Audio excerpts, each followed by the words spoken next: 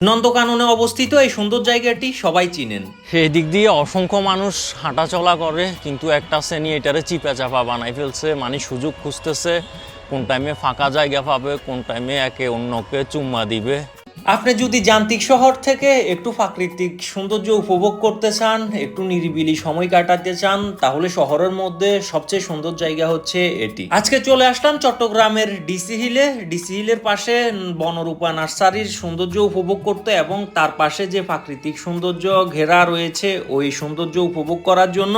ভিডিওটি ভালো লাগলে অবশ্যই শেয়ার করবেন এবং পরবর্তীতে এমন নতুন ভিডিও পেতে আইডিটি ফলোইং করবেন। এই সুন্দর জায়গাটি সৌন্দর্য উপভোগ করতে হলে আপনাকে চলে আসতে হবে চট্টগ্রাম ডিসি হিলে। ডিসি হিলের পাশেই এই সুন্দর জায়গাটি অবস্থিত, আর এখানকার পাশেই রয়েছে বনরূপা নার্সারি।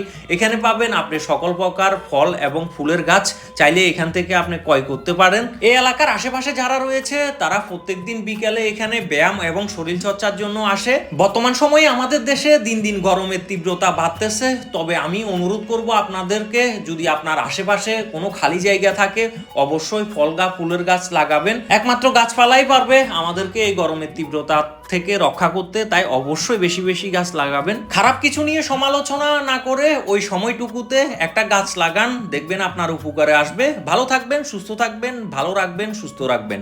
ধন্যবাদ।